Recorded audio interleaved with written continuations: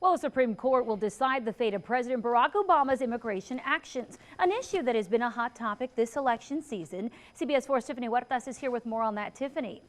Marcy, it was nearly a year ago we were reporting that a federal judge in Brownsville had temporarily blocked President Barack Obama's executive action on immigration. Now, the Supreme Court will hear the case and make a final decision. The Supreme Court of the United States is set to hear the case about President Obama's executive actions on immigration. Hopefully, this will also open the doors for Congress to get together and work on a solution on something that we all know that is not working. In November 2014, President Obama announced plans to shield millions of immigrants from deportation who aren't legally present in the United States. But in February 2015, U.S. District Judge Andrew Hannon from Brownsville temporarily blocked the president's executive action. This came after a Texas-led coalition of 26 states that filed a lawsuit in an effort to permanently stop the orders. In November 2015, a federal appeals court in New Orleans upheld the Texas-based injunction blocking the administration's immigration initiative. A year later, and people are still undocumented. People are still out there in the shadows. Director of Casa de Proyecto Libertad, Rogelio Núñez, has been providing legal services to immigrant families living in the valley for years.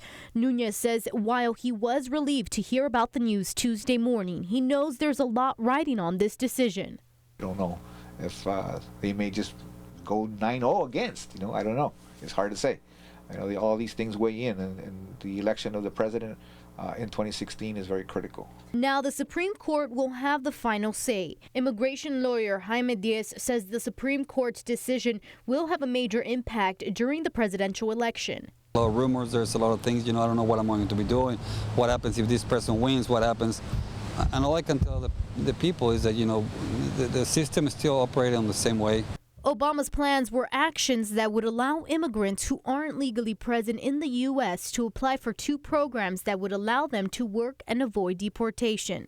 The two programs are called DAPA, which stands for Deferred Action for Parents of Americans and Lawful Permanent Residents, and DACA, which stands for Deferred Action for Childhood Arrivals. If you qualify for DACA, you have to be here since 2007. That's the one that hasn't been affected. The DACA expanded is the one that was part of this lawsuit, and also DAPA. DAPA is for the parents of United States citizens. Those ones you cannot even apply.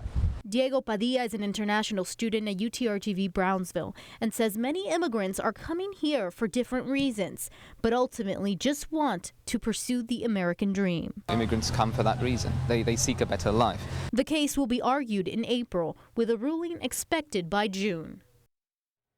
Now, the Supreme Court's ruling will come down in the center of the presidential campaign and will settle an issue that has become a talking point for candidates. Live in the studio, Tiffany Huertas, CBS 4 News and ValleyCentral.com.